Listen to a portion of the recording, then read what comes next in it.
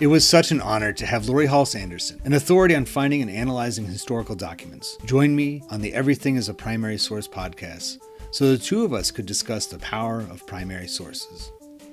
Laurie has made a career out of working with primary sources. Her bibliography of nearly 30 books for children and young adults includes several historical fiction titles, and she is adamant about using the documents and artifacts that she researches fully as a way to project as much truth about the past as possible.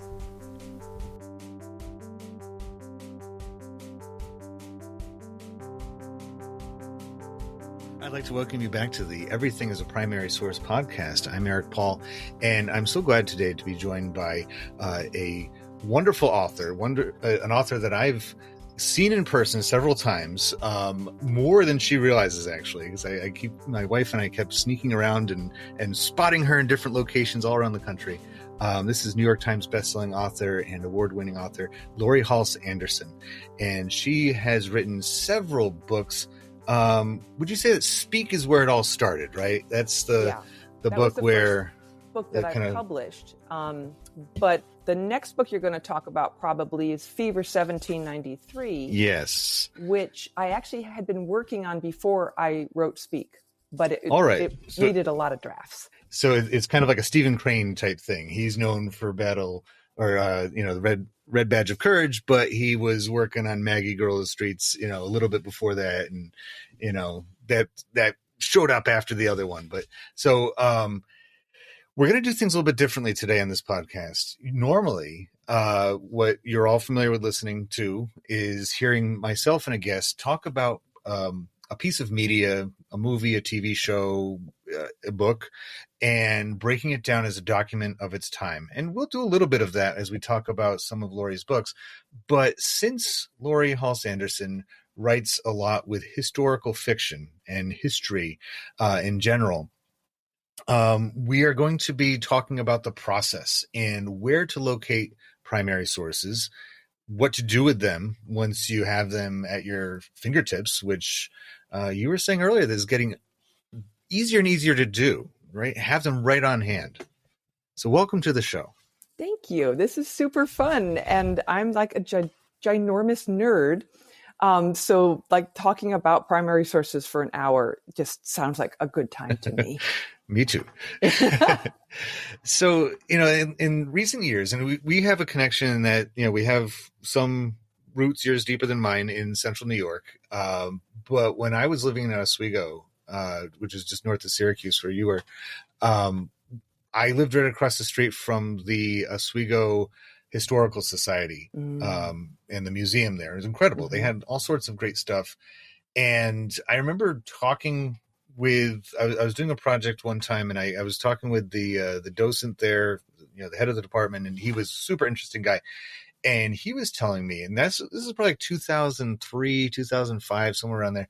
He said, we're very cautious about digitizing things. Yeah. He said, even at that time, the Smithsonian wasn't relying completely on it, that they were sure taking pictures of stuff, but they were not going all in on computers. Things have changed a little bit in the last 20 years, though. Have you found that computer sourcing, finding primary sources online, has that gotten a bit more reliable? Is it something that you feel more comfortable doing nowadays? Well, the short answer is yes. The long answer will take up the rest of the hour. I'm glad you brought up the word reliable, because I think one of the most important things for our students to learn these days is a really healthy sense of skepticism. Mm-hmm. And recognizing that information, even especially with AI coming into the picture now, is easily manipulated, easier and easier to manipulate. And when people are manipulating things, sometimes they're just being jerks. Yeah. But usually they have some sort of motive or agenda behind that. And it's often you can't tell, if you can even figure out if you're being manipulated, you have to do like so much more research to figure out why are they messing with me about this? Yeah. So figuring out where the reliable sources are, for example, Library of Congress. Yes. And even then, I have a good story for you. because the Library of Congress has digitized, bless their hearts, not only the original correspondence between the George Washington and the early Congress, as well as Washington and a bunch of other people, but you can look at both the digitized handwritten letter, but they've also had somebody type it, so it's much easier to read. But I found that sometimes the people who did the transcriptions made mistakes. Mm-hmm. And so once I realized, I was like, shucks, now I have to go back. So whenever I can, even with a transcription, I always try to find the original source to make, because people are human. Then people do make mistakes, along with some not great people trying to manipulate us. So going to institutions that you trust, Library of Congress, I think, has got to be pretty much up near the top. George Washington's home at Mount Vernon, for example. It's been fascinating to watch them develop. You guys need to know that I started researching my first historical novel, Fever 1793, in 1993. So I've been able to watch a whole generation of scholars come of age, as well as technology improving. Yeah. And our understanding of, are we going to rely on the Victorian interpretations of the American Revolution, or are we going to recognize that they were imprinting their own social values on which stories they told? Yes. Which is one of the reasons why, I worked hard on this book. It's a book for younger kids, but it's stories about 88 women and girls who were active players in the American Revolution. Yeah. And those are the kind of stories that the Victorian historians, that they wouldn't look at. So anyways, yeah, I'm really off track already. Sorry. No, but that's exactly what happens. It's almost like digging through the stacks, of a library you go down one path and you hit something good, and then it brings you somewhere else. I oftentimes tell my students one of the best places to find your primary sources are secondary sources. Yes. That you are, and that's, before we hit record, you held one up for me from 1993, and that's what prompted the investigation of and writing your book, Fever 1793, is that, so if you go to reliable, and, that's the tough part. It's like that first barrier is the toughie. Is like, okay. And, the question I have my students ask, and, I have it on a form. I teach all of my classes with basically 3 pieces of paper. Nice. One is a homework sheet that just says, what's your question? And then it has a section for the primary sources that you collected and the secondary sources that you used. The secondary source form we usually start with, because I say, all right, first thing, what kind of secondary source is it? Who made it? What is their connection to the subject? Because you can go to a library, and in that library, you can have like the, those like books that are made by, nobody in particular. They don't have authors' names on them. It's like the biography of Tupac, just like random. Yeah. And it looks like they just took Wikipedia and printed it out and, slapped it into there. If it doesn't even have an author, then you can't possibly connect, you can't give them any credit for it. Or, if you have a book that's written by a music historian, somebody who, knows and, maybe wrote for Rolling Stone, or is, deeply connected to the music industry in some way, as a hip hop special, and they write a book about Tupac Shakur, that's the one that you should start with, right? Go there, because they are showing you that they're going to take the time. And any good secondary source has to have primary sources to back it up. Yes. All those Ken Burns documentaries. And he does make some mistakes sometimes. They'll have somebody, reading a letter while they're showing an image, and they don't actually go together. But you can usually, his entire presentations are all primary sources, basically. So like, that's a reliable source, and that's where you should start digging. So then they start digging, and then they come across the primary stuff. And that's where it turns into one thing leads to another.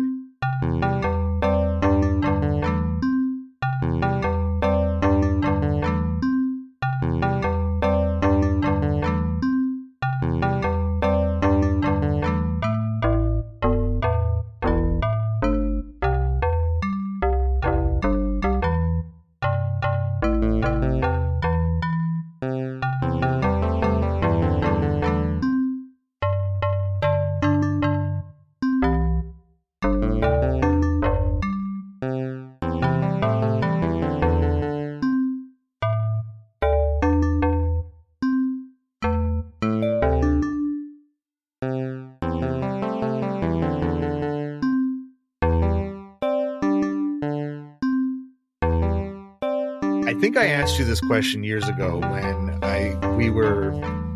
it was either for Forge or Chains. I forget which one. Okay.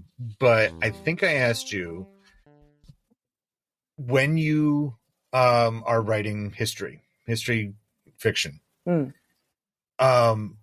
you let yourself get hung up on a primary source? Like, if you are, all right, I need to base what I'm writing on fact, I need something from the time period to write about. Do you ever find yourself hitting a major obstacle by not finding the right thing that to write around?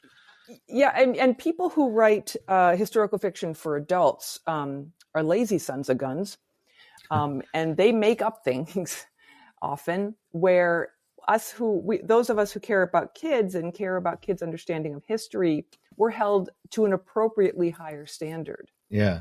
And the first example that jumps to mind is my book Chains, which is mostly set in New York City, the fall and winter of 76 into 77.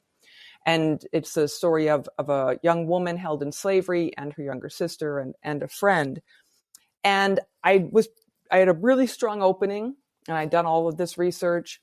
And then I was pretty sure I knew how the book was going to end, but my middle was just so flat because I wasn't finding, this is when I was living in Oswego, right? So, and there wasn't, so I was researching this in, I think the book came out in 2006. So in the early aughts, so long before a lot of these, there was a lot of documentation that you could access online. And on Oswego is not so much the center of historical research in New York State. Right. And I didn't have a lot of money to travel to New York City very often. So I was like, so what I finally did is I gave myself a couple of weeks and I drove into Syracuse every day to the Byrd Library, which is the Syracuse University Library.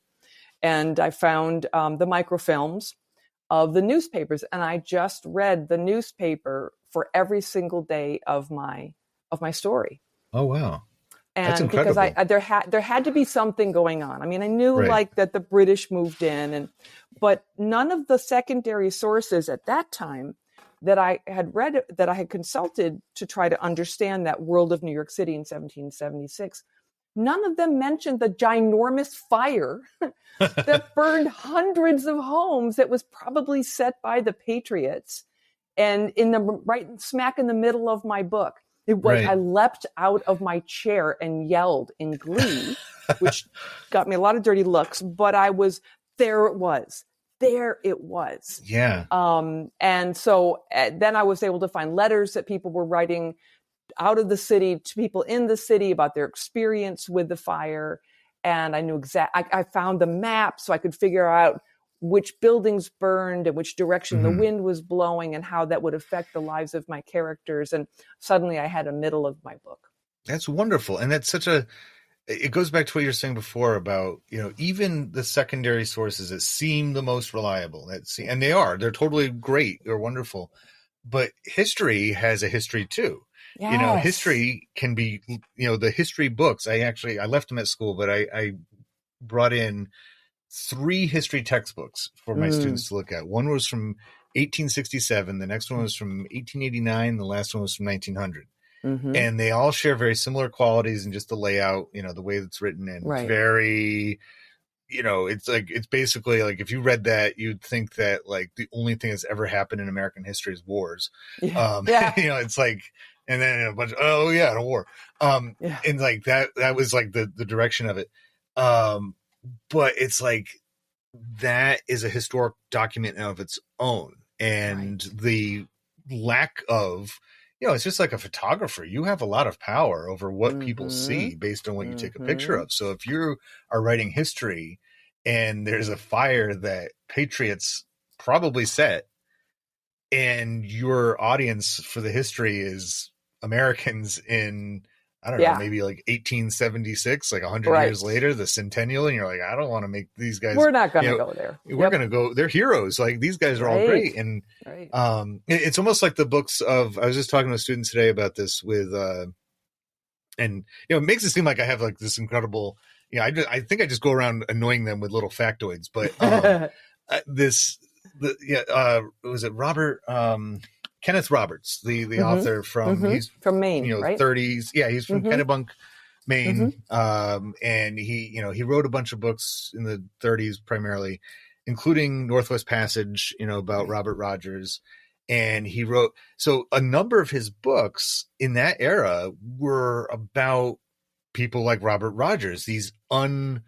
usually like loyalists, Mm-hmm. Tories, Mm-hmm.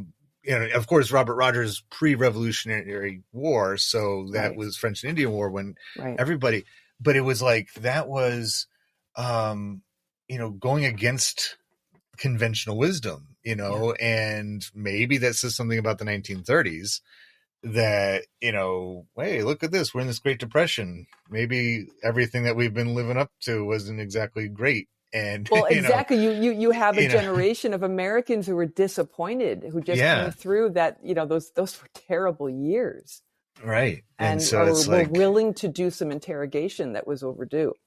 and they ended up using that story, and they made the movie out of it with Spencer Tracy, which is basically an hour and a half of pro World War II propaganda.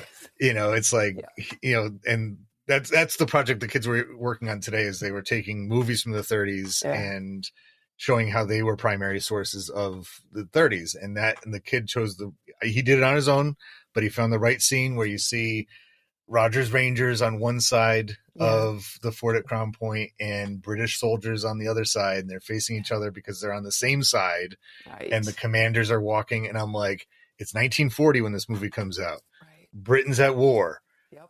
alone. They really, really want, and there's plenty of elements in the United States who really would like us to do more than just Mm-hmm. sell them a bunch of, Yep. ships and stuff. What do you think? What side do you think this, So yeah, you can go and you can look at the history as well as the pop culture. You can look at it all, and it's just documents. Even the.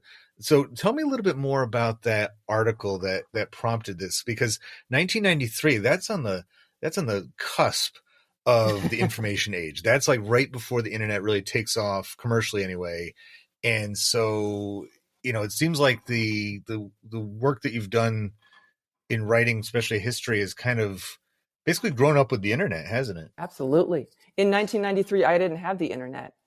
It was a couple of years before we got our first dial-up, and even then, Gmail, email wasn't Right. widespread yet. So here's the article that was in an old-fashioned newspaper, the newspaper that I used to work for at one point, Oh, the wow. Philadelphia Inquirer.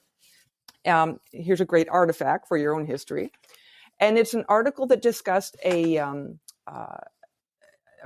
museum exhibit in downtown Philadelphia, where I lived then, where I live now, about the 200th anniversary of this terrible epidemic. Yellow fever epidemic that killed thousands and thousands, digging mass graves, serious kind of. In Philadelphia that summer, they didn't know how yellow fever was spread. They didn't know how to cure it. Sounding a little bit like COVID. It's very scary times. I was drawn to it because I like gross medical things, but also because I was really, when I read this article, because I'm a big history nerd, I was like, why didn't I know about this when I was a kid? This is because Philadelphia was the capital of the United States then. We were a Yeah. little tiny baby country in 1793. Washington was president, right? And Hamilton was in town, and Jefferson was being a pain in the neck to everybody.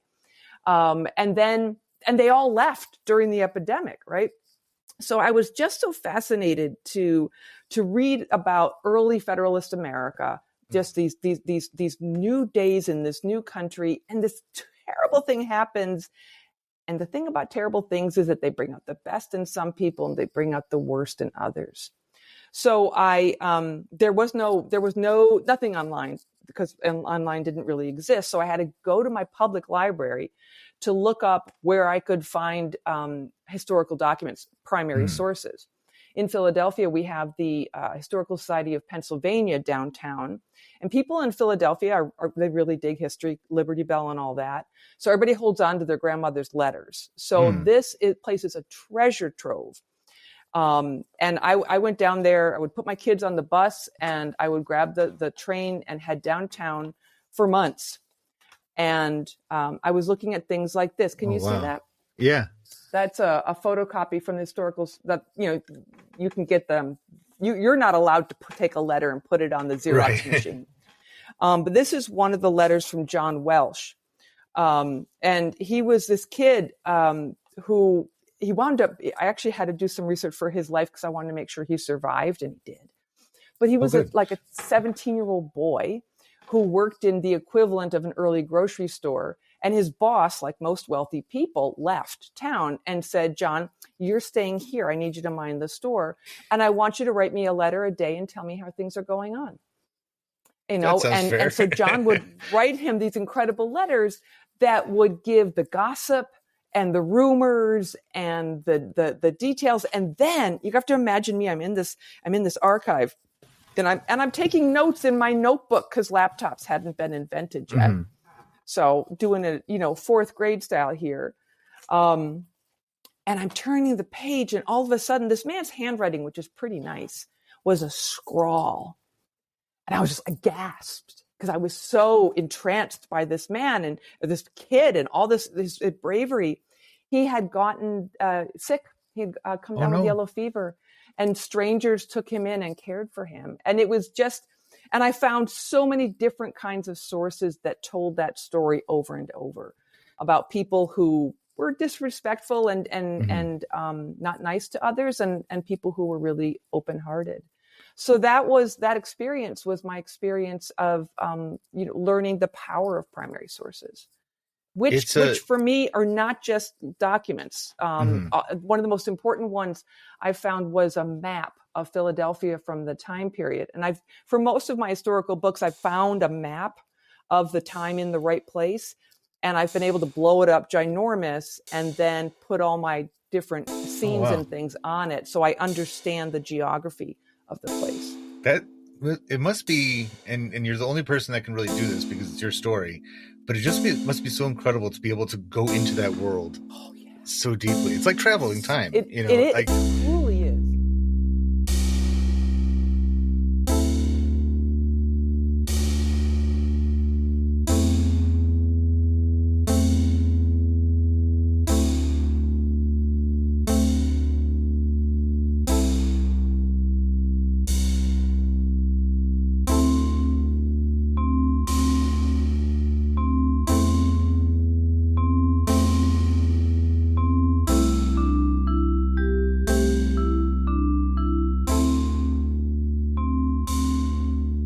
About Philadelphia and everybody holding on to things. I mean, we could take Philadelphia as a primary source right now and say, well, this is really the city where the Enlightenment arrived in America. Thanks to Ben Franklin, because he goes to England, and he's like in London. He's like, oh my God, these people are like sharing their ideas with each other. They're open about having these conversations in coffee houses, and then he comes back to Philadelphia and he's like, I'm going to do this here. Right. Yeah. And he starts applying all those. And like I said, it was the first capital. It was the place where the Declaration was written, where the Constitution was written. It has so much there. So, of course, I'm sure that radiates for most of the public there of hold on to your stuff. We are a historic place. Yeah. And when you find things, people share them. But, it's interesting, even and there's lots of great universities in Philly, and we have Valley Forge just down the road from Philadelphia, and I set a book there. But I was still able to find in my research for that book some things that have been they had their own archive at Valley Forge back then, and where people had donated stuff. And I was able to find a letter that was written from Valley Forge that had some details about some of the people who were held in slavery, who served the officers who were at Valley Forge. And the kind of detail that I've never been able to find anywhere else. So there's still, you think, wow, it's been almost 250 years. Everything's been explored. No, there's a lot still out there. It's so great that you cover, especially with 1793, because especially back in the strangely the 90s, but Yeah. for a very long time, that whole era was kind of glossed over. You go from in most history texts or just in normal people's understanding of history, American history, they go from Revolutionary War, Declaration of Independence. I think a lot of people have this idea that the Constitution was like the next day, Yeah. not Yeah. Yeah. 11 Right. years after the Yep. Declaration of Independence. And then there's like this vacuum. There's just nothing Yes. for Well, until until the Civil War. right. And even like you might get a little bit of peppering in of 18, it's like, oh, the new century and, Yeah. Washington, the city's being created. But like that interim era, that Yeah. early federal period, Mm-hmm. which is so important. I mean, I think Mm-hmm. a lot of historians actually say that the revolution was not complete until 1800. It wasn't until the election when the party changed, from Federalist to Democrat Right. Republican, that the Right. actual revolution was successful Wow. because they were able to change power peacefully. Peacefully. That was the key to their success that way. Because a lot of people, and I can be a stickler about this with my class. I'm like, look, the revolution, the Revolutionary War are not interchangeable terms. The revolution is the big period that you have a beginning, usually 1763, Mm-hmm. and then with the end of the 7 Years War, Right. and then the end would be 1800, 1801. When Yeah. Jefferson takes office. And so it's like that's the revolution. The Revolutionary War was a major part of it, but it's within that era. It's like Mm-hmm. it's the expression of the ideas put into action, I should say. And that's why it's like, imagine had this yellow fever gotten completely out of control and turned into a larger epidemic, spread Yeah. to different Yeah. cities and claimed the lives of the leaders of the new country. I mean, that would have, Mm-hmm. probably brought the country, pretty down pretty quickly. My theory has always been if the British had been paying attention, and they were a little busy over there in Europe in 1793, and France was doing its thing. Um, that's when they should have invaded then, and they would have taken us over again, easily because Yeah. Philadelphia was so weak. We really didn't have the army's kind of a mess, and everyone's still trying to figure it out. One thing though I want to bring up, and that is the new book that I'm working on, which is set in Boston in 1776, because I'm so irritated that Johnny Tremain ends as the war is beginning, right?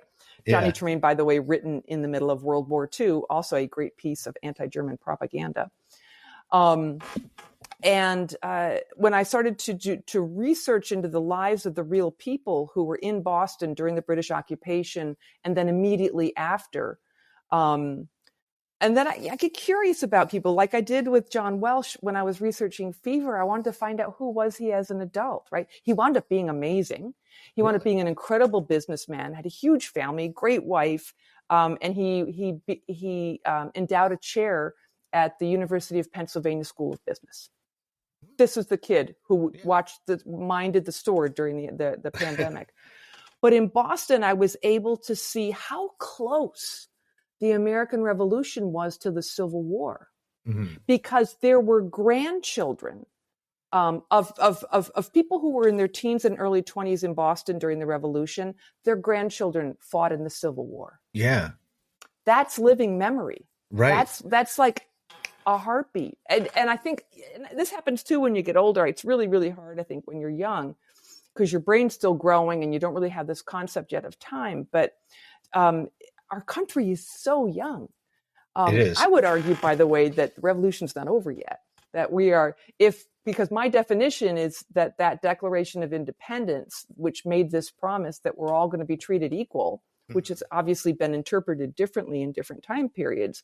But the way I interpret it, we're still working on that promise. Yeah. It is like, and it's like going through like everything I've been talking about in like the last few months, Yeah. to different people about different things.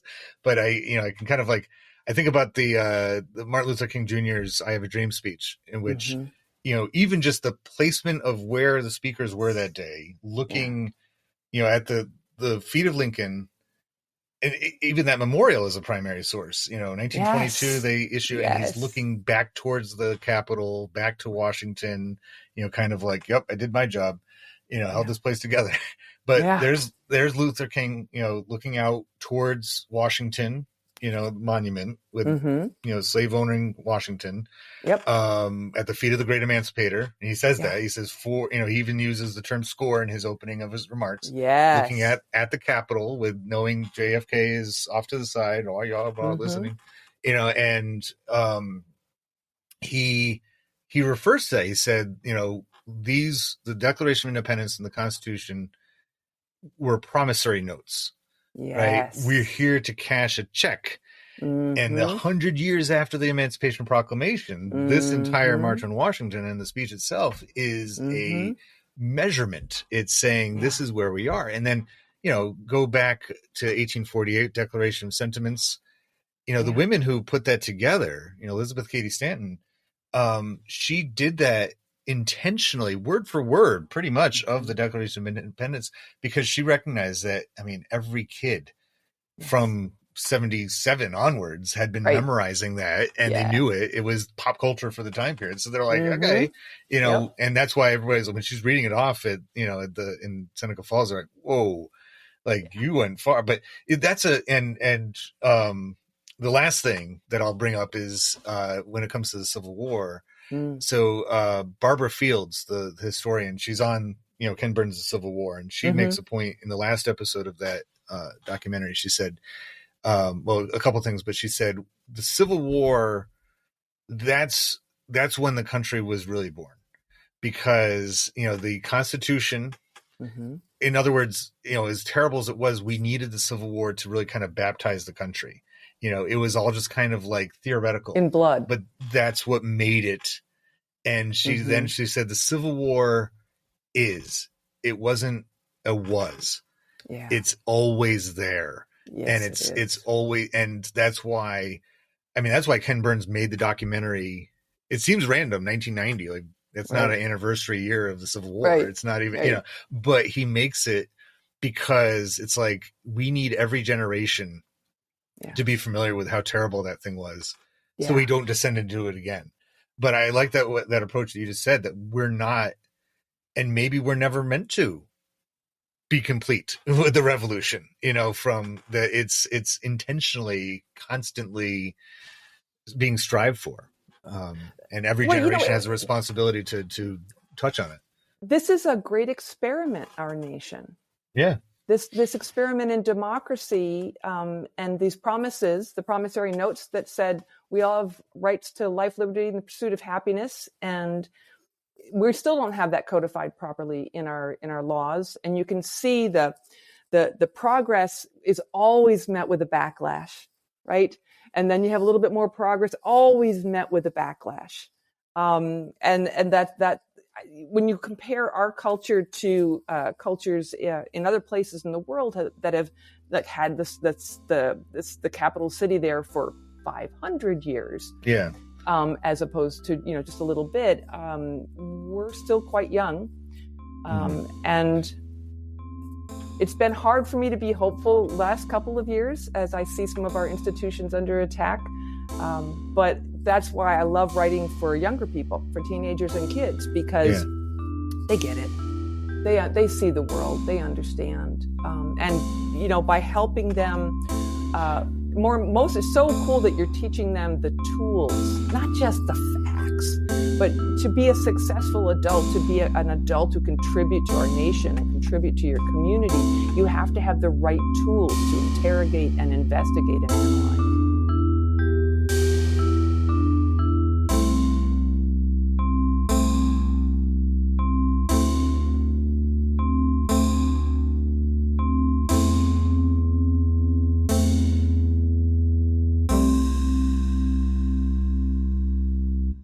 EverythingHistory.com is not only the new home of the Everything is a Primary Source podcast, it's also where you can find details about the services I offer. As you know, this podcast is an extension of the instructional method I created. I would love to present it to fellow social studies educators. There's also my podcasting offerings as well. Whether it's creating or refining an audio program for your school, museum, town hall, library, or business, or if you'd like to have me host a podcast karaoke session for these venues, or both, everythinghistory.com is your destination. All services can be carried out in person or virtually, so don't hesitate to contact me and schedule your session today. Everything-history.com. That's everything-history.com.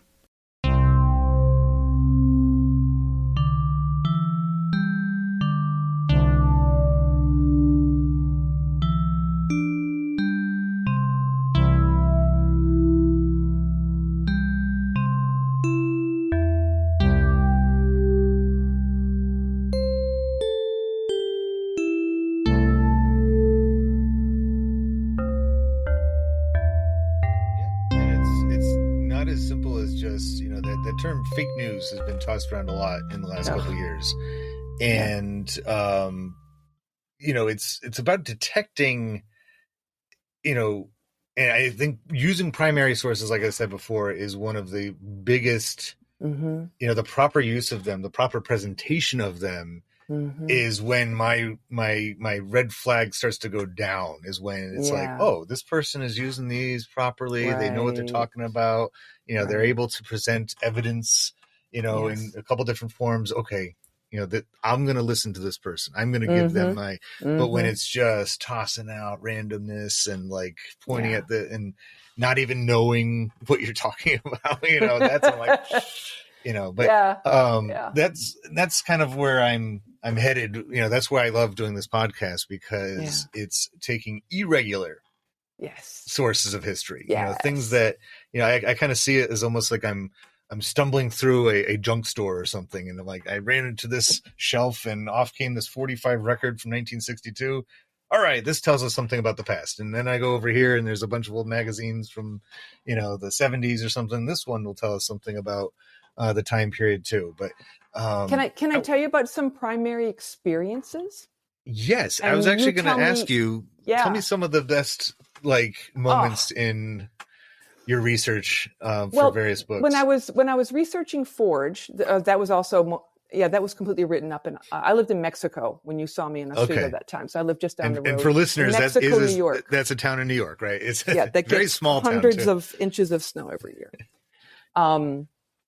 So I was researching Forge, and I kept on reading in these letters that Washington was just writing these furious, heartbreaking letters to Congress about the condition of his poor soldiers, which many of them, if they were alive today, they would have been in high school. These are people in their teens and early 20s, poor kids who had no opportunities. And then this promise that we're going to make a new country sounded great. Let's go. Except there was no food.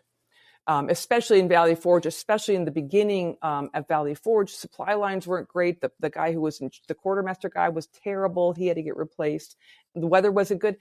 A lot of the guys didn't have boots. They had been marching for months and they didn't have boots. They were they had to build their own huts. They were in tents in the snow.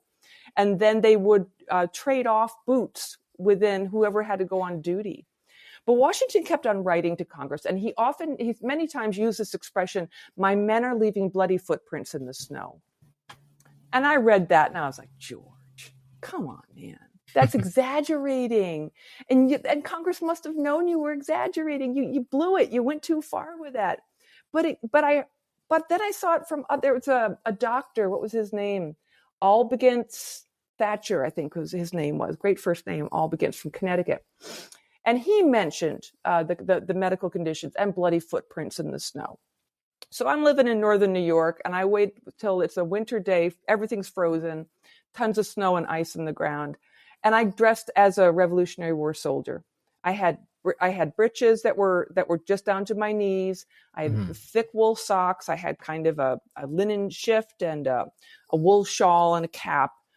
And I went for a walk with my husband, who was completely dressed like a normal person. And he thought it was a very bad idea. And I walked for, I don't know, maybe 15 minutes, 20 minutes. And my husband was grumbling the whole time. And And at first I was like, I'm just walking. It's okay, you know? And then my socks got wet because, you know, the heat from my feet, and that was cold. That was not very comfortable. And then my feet started to hurt. You should not do that. Don't let your students do this, by the way. Then I started to get the tingling, the sharp pains that you get when you're starting to get frostbite. Yeah. And that was what my husband getting. So we're starting to get a little worked up. And then my feet went numb. And that's when I realized how they were able to leave bloody footprints in the snow, because these guys had to go on duty. Yeah. They had to chop down trees. They had to patrol. They had to go foraging. They had to carry their sick buddies to the hospital tent. And it was great when your feet got numb, because then you didn't feel the cold. No British soldier killed anybody at Valley Forge, but thousands of men died. Many of them would get cuts on their feet and not notice it, and then they would get infections, and that would kill them. So that was really, and that was just like this. Oh, he wasn't exaggerating. Yeah, there were bloody footprints in the snow. Another thing I did was I read about the men had gone to a farm, and it had snowed before. This is when they first got there, and they were digging in the snow to see if they could find anything that hadn't gotten harvested. And they were able to find some small pumpkins, and they roasted them. And just, you know, it was like the first real food they'd eaten in days. So I did something like that. We camp up in the Adirondack, so that was an easy thing to do. So those kinds of trying to live and talking to reenactors who, for the most part, are very careful about their own primary sources, and, you know, learning how to do the cooking and learning what the smells of the environment is and the sounds. That's super fun. That's a world that has altered a lot too with the chimes. I know for a while it was just kind of like, you know, if you go back 100 years or so in the midst of the colonial revival movement, it was just dress up like, you know, powdered wigs, and it looked like, you know, a modern Halloween costume kind of thing. Yeah. But then, and then I know for the Civil War, like 1960s had the same kind of thing. You know, where you could get in the Sears catalog. Right. I think one of my favorite books is Confederates in the Attic by Tony Horowitz. And he, you know, talks about the hardcores, you know, the guys who, you know, 80s and 90s, they get so wrapped up with it that they're like, no, we need the authenticity. We can't just, you know, it's not enough just to pretend for a weekend that we owe it to these guys almost, you know, and it's like, sounds like the same thing, you know, for the soldiers of Valley Forge, that you kind of owe it to them. Absolutely. To at least experience a few minutes, if nothing else. I did a little bit of not quite reenacting, but here in the seacoast of New Hampshire, we have a living history museum called Strawberry Bank. Oh, I know that place. It's lovely. It's wonderful because it's very dynamic in that each house is a different time period. So it's not like so many of the other places, which are also great, where it's just one era. Right. And I was in the 1777 tavern. And I actually, when I got to do that job, you know, so I was the son of the tavern keeper, and he was supposed to be 22 and I was like 35 when I started doing it. So I didn't tell people when I was born very often, but I went to the Athenaeum in town to do some research, and it was wonderful, you know, and this is like a year or two after I'd started doing it. And I found the guy's name.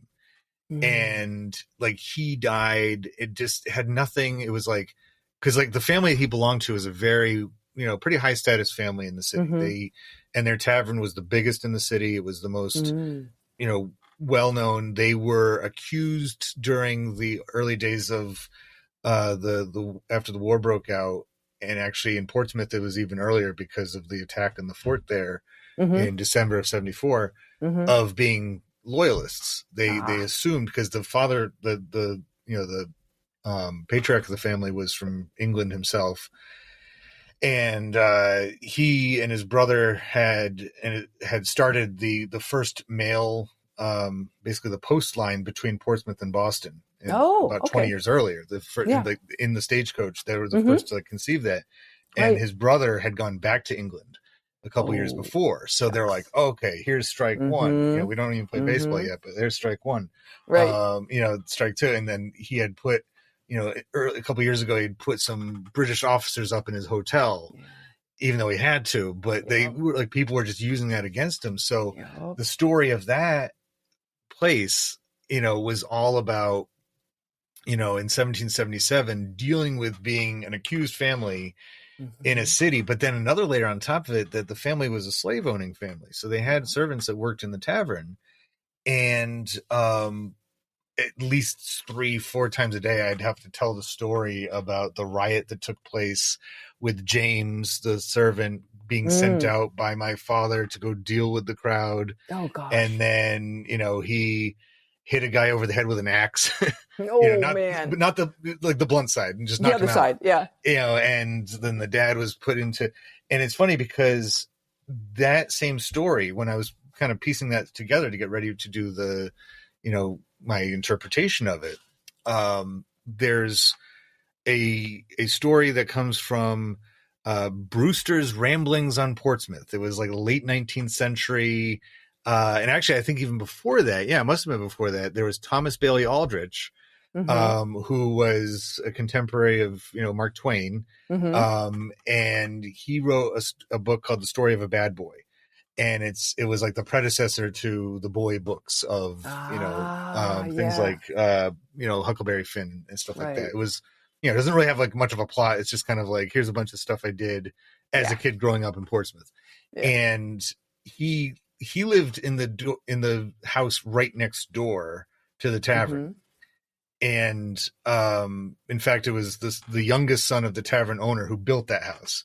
Oh, and so he had this, like, the whole neighborhood's all just intertwined, connected. It's wonderful. But he, in that book, tells the story of the tavern, and it has like a cartoonish quality to it. And they even have a drawing in some of the books of this like rotund, cartoonish looking tavern keeper running out the back door. And then Brewster writes his version of it, which is just as silly and ridiculous. Yeah. But then there's a copy of a book that I have called On the Road North of Boston. It's all about taverns and turnpikes in New Hampshire. And that one tells the story, but guess what it has? It has primary source evidence. It talks about Captain Wheelwright entered into the tavern and noticed a commotion, and Mrs. Stavers said to him, and it's all the language from the era. And I'm like, this is the legit version. And then we have papers from, because they moved the capital during the Revolutionary War from Portsmouth to Exeter. So in Exeter, they have all these papers, these court papers, and the way then I'm doing all this digging and stuff, and I'm like, I think this guy was set up.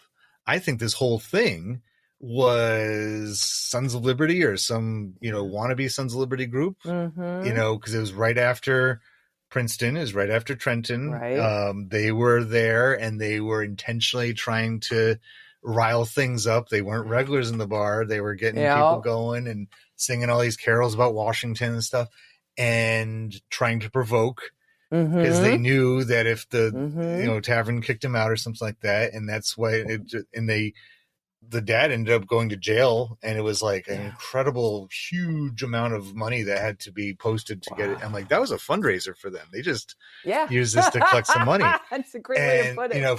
For because we have this idea of the Patriots, like anybody on that side was all benevolent and good. And I'm like, no, I think they wanted to, tarnish this family's, name and raise some money at the same time, maybe even close down the whole thing. So as an interpreter of it, as I'm me, it's so hard. It was so hard to like not bring up all the, because like I had to tell myself, and this is the training that the role players get. They're like, you have to know certain things, but you have to not know other things. A normal person wouldn't know all those details, because they have chores to do around the house sometimes. Exactly. I wouldn't be able to like, but it was just such an incredible, I think we had a shared experience in that I got to, whenever I worked there, dress in the outfit, everything, and just immerse myself into 18th century. And I felt like it was nice. I could detach myself from the modern world for a little while. Right. But I did use elements of the way the actors portrayed life in the coffee house in the Fever play that I watched. So because that was a couple years before I'd watched those, and I loved the way that they, and in the book, it makes those 18th century people so much more accessible. They seem like real people, this gentleman that you're talking about that as a kid was watching the store, like, I'm sure in his writing, it's using vocabulary from the time period, but he comes across as a young man who is, if he lived 100 years later, he would be similar. And it just kind of so these people, I guess it's a roundabout way of saying primary sources do a wonderful job of illustrating for us the reality and the reality is people don't change all that much. We are very similar in our ways, even if we are able to talk to each other through a computer screen. It's like we're all the same. The emotional content of the lives of people, that doesn't change. How it gets expressed in language and action, and if it's accepted or not accepted, those are the kinds of the institutions that surround people's lives and either enrich or damage them. The institutions change, and the institutions themselves are reflections not of the current generation, but of usually 2 generations previous.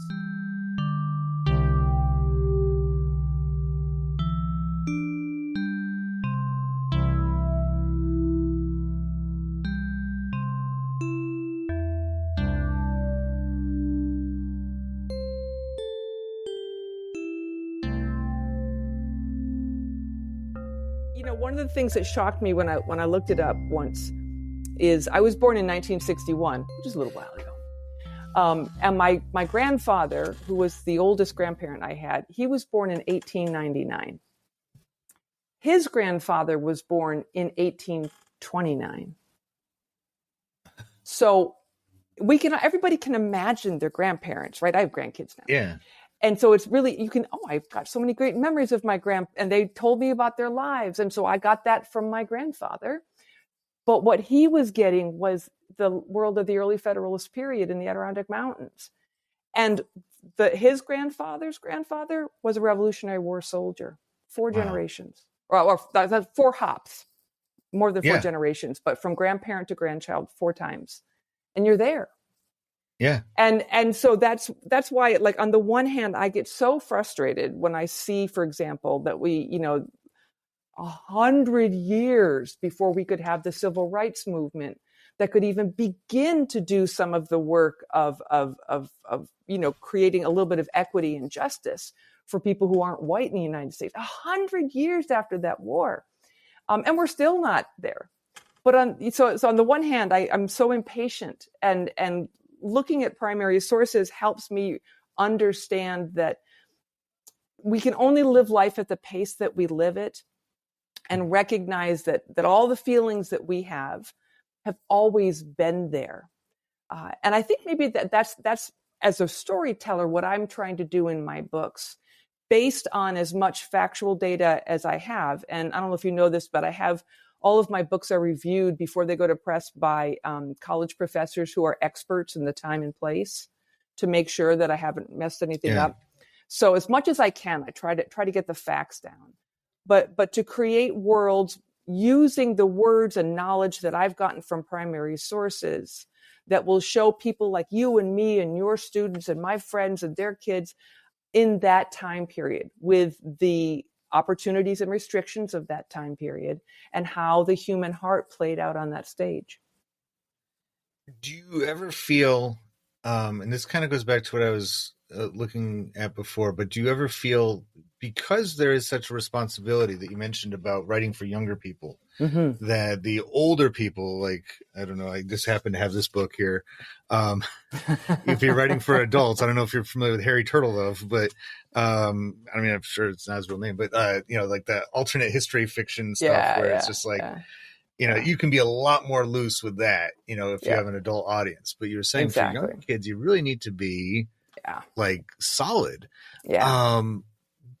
Is it ever like, do you ever feel like, oh man, I don't have a primary source for this? How long can I go with just my own critical thinking from primary source to the next one, that am I running a risk of interjecting too many of my modern sensibilities, my modern feelings in between these two things that I know are landmark facts, like actual reports from the time period? Right. Well, I don't write books like that. Right. And I guess the trick is, I mean, and I'm thinking of some books that that people have written about cultures or time periods that weren't well documented. And I just think you have to, in your note to the reader or in your back matter of a novel like that, you have to come clean about what you knew and what you couldn't know because of the lack of materials. And so where you made things up. And I do that too in my back matter, is I'm clear about what was real and what was made up. But I try not to do it. For example, the book that I'm working on, Boston, right now, I've gotten better as a researcher, which means it takes even longer for me to write a book now. But and now we have spreadsheets. God, I love spreadsheets so much. So I have a whole bunch of spreadsheets that I made from my own research, and I've got a couple hundred pages of small mini biographies of people who lived in the world that I was talking about. Okay. And as much as I could, I tried to document what they were doing during the occupation and after the occupation. And then I can borrow details because I know that somebody similar to this character was doing this at this time and place. So for me, it's, I guess I'm kind of picky about what I want to write about because I don't know how to do this without really great primary sources to work with. You're just not comfortable with it, is what you're saying. It's just like, it would be disrespectful. I've tried my hand a few times at writing stories, and one activity I do with my students that's, it's limited for them. I usually keep it within, one class period, but I'll give them a primary source, or I'll have them find one and then have them write a story where either the primary source itself, whatever documented there, a photograph or whatever, is either the beginning, middle, and end of their story. Like they have to write a creative writing thing out of that. And I've kind of dabbled in that on my own, but that's where I get frustrated, is like, I don't have something to pick this up where my own imagination leaves off. I don't have a definitive yes or no to where I want to go with this. So that's where I give up on it, because I'm like, I just don't, I'm a teacher, so I don't, summer times is when I would have the most time to do this. Right. And then, before I know it's August 9th, 29th, I'm like, can't get back to that writing thing again.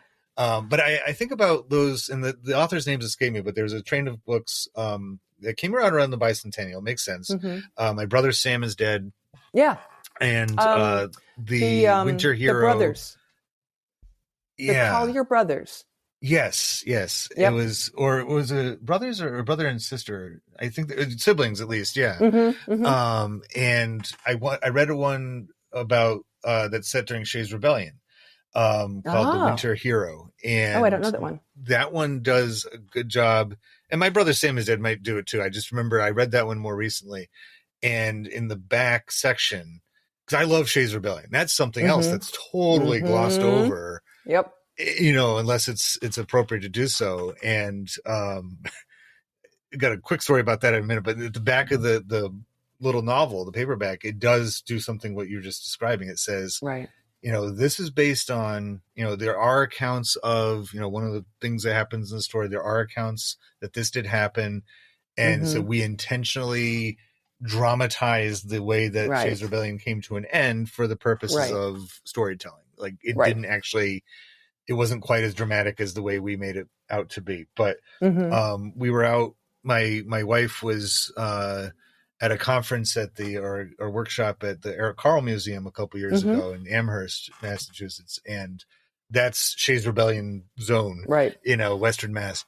And so I had my little boy with it. He was only like 3 at the time, a hot summer day, but we went out, and I stopped by at the Chamber of Commerce, and I was just like, do you have any, good Shays Rebellion stuff around here? Like good, and this lady, the lady at the front is like, oh, I don't. And this lady leapt out from behind her cubicle, and she's like, Shays Rebellion. And she's Right. like, oh, and she's like, you got to go here and there. I ended up driving out to Petersboro or something. And Yeah. there's a little meeting house there with a bunch of graves of these guys who were in Shays Rebellion. Wow. And there was a police officer sitting there at the, he was doing his watching the traffic.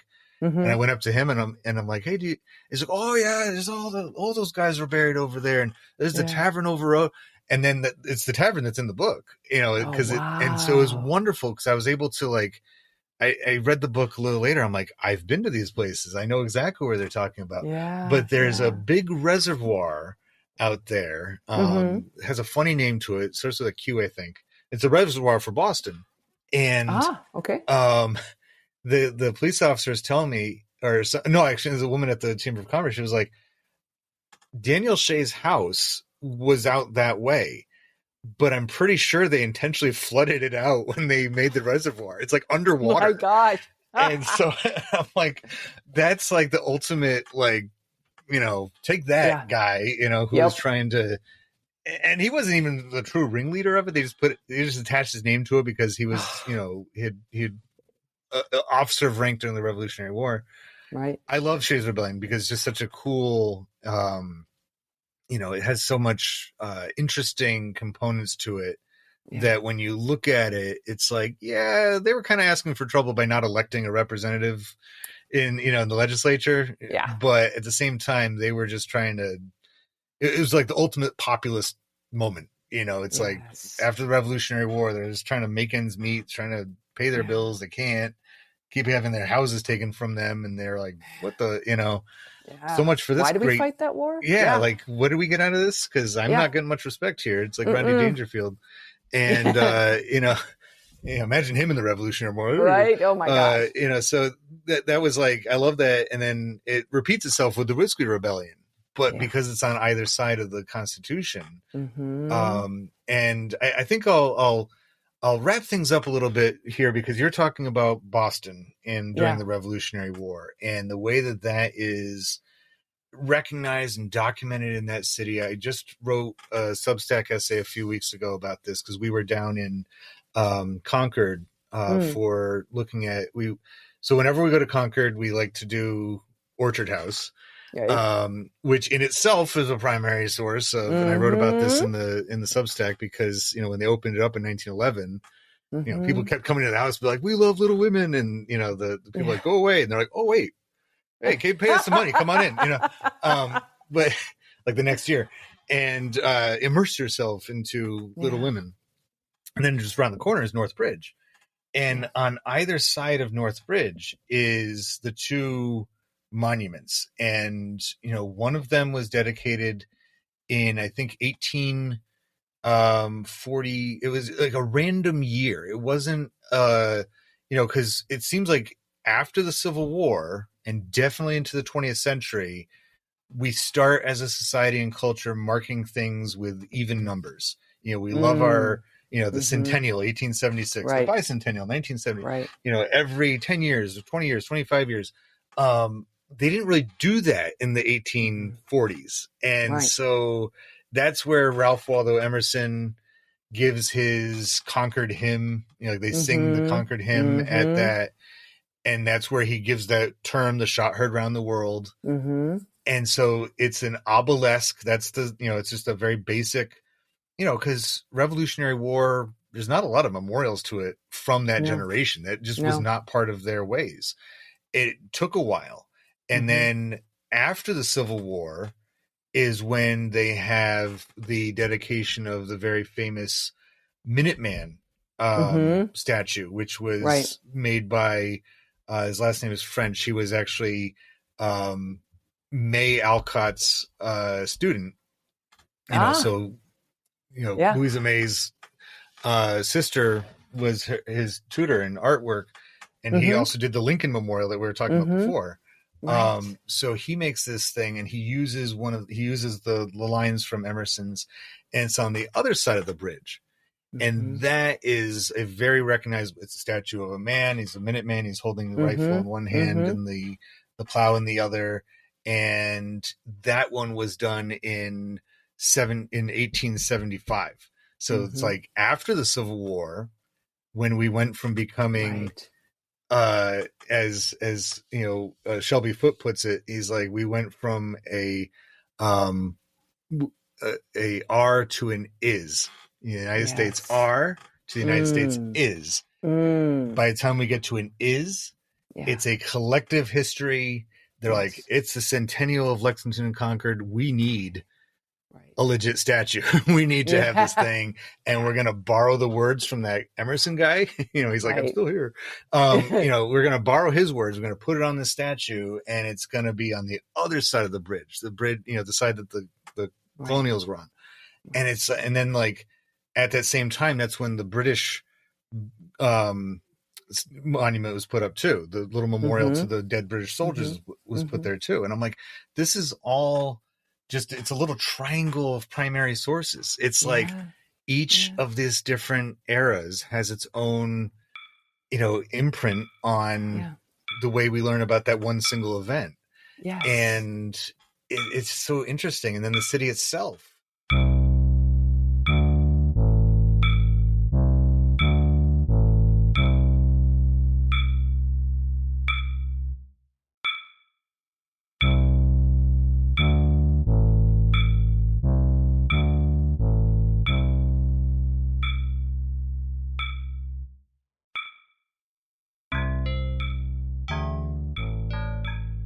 I don't know how much you're willing to give away, but what is the general kind of theme of the new book? It's so the book opens as the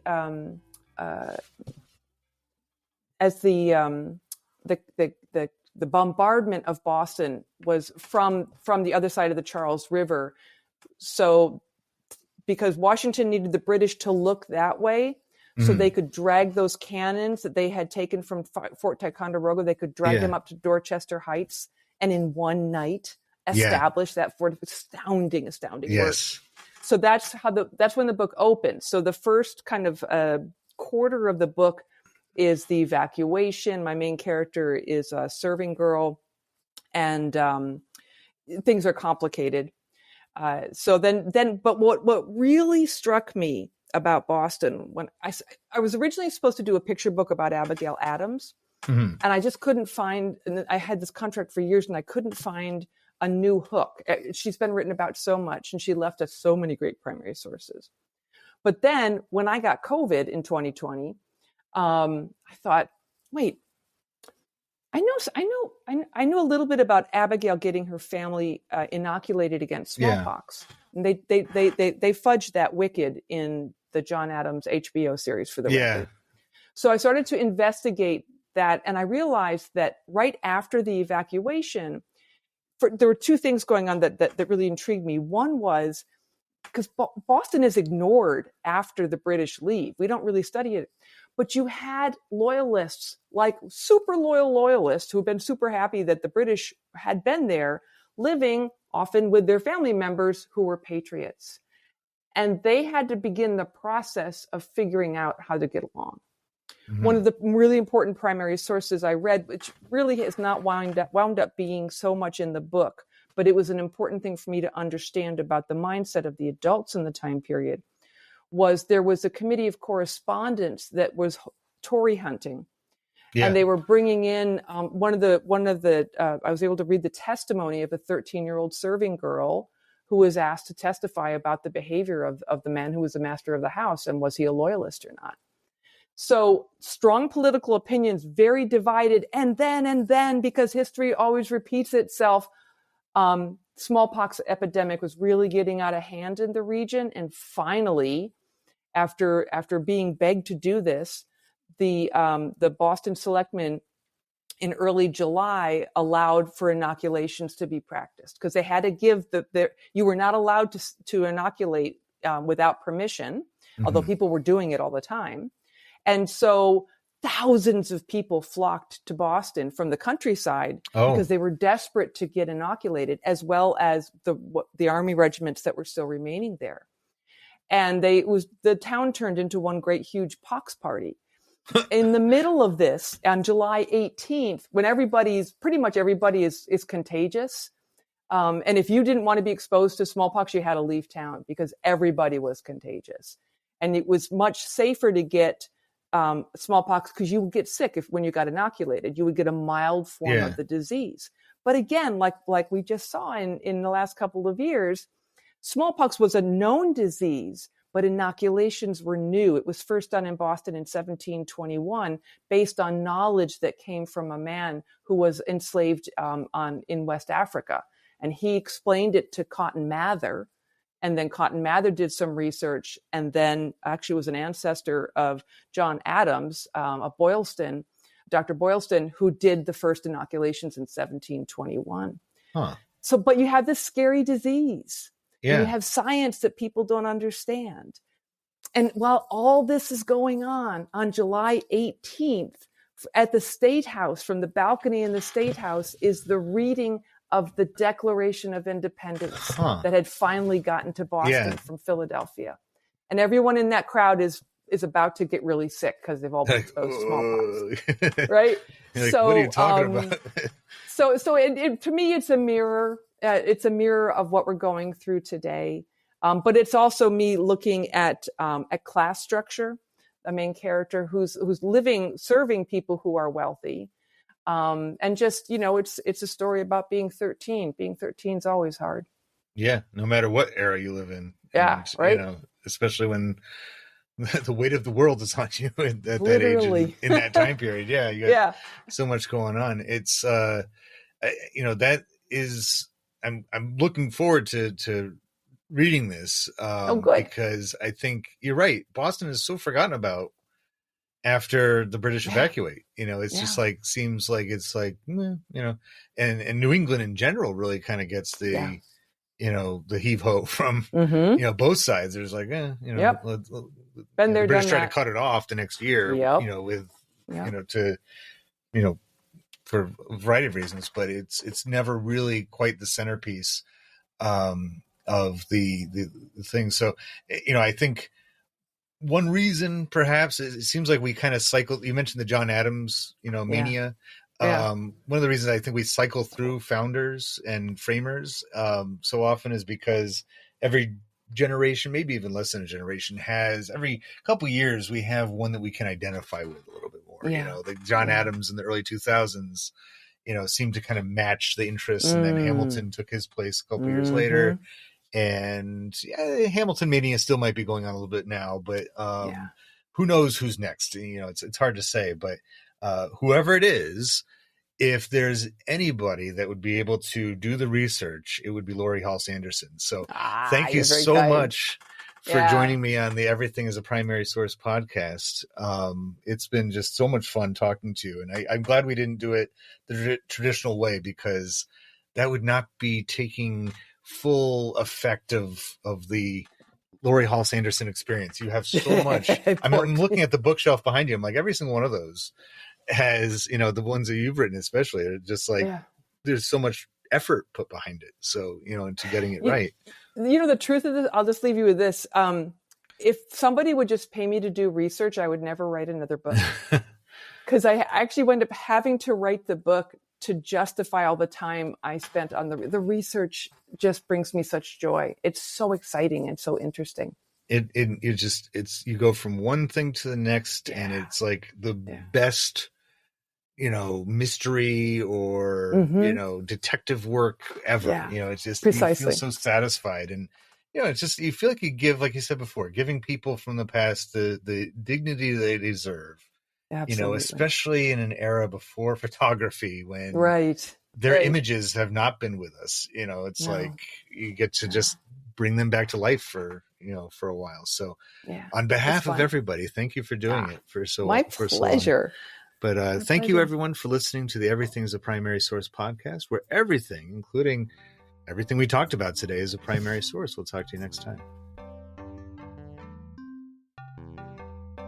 My wife and I used to jokingly refer to ourselves as Halse heads, because there was a 5-year span of time where it seemed like we were seeing Laurie Halse Anderson at author talks and book signings every few months. And not in the same place either. From central New York to the Delmarva area to Cambridge, Massachusetts, and back to the capital region of New York, we partook in discussions, photo ops, and signings, even seeing the stage version of Fever 1793 in her native Syracuse at one point. And there's a reason why Laurie's work appeals to two people with degrees in history and literature. She knows precisely how to tell a story, set in the past, with the accuracy the real people of those time periods deserve. It is especially important that her work serves young people, as these future Halse heads benefit from a role model who demonstrates such strong stewardship of history.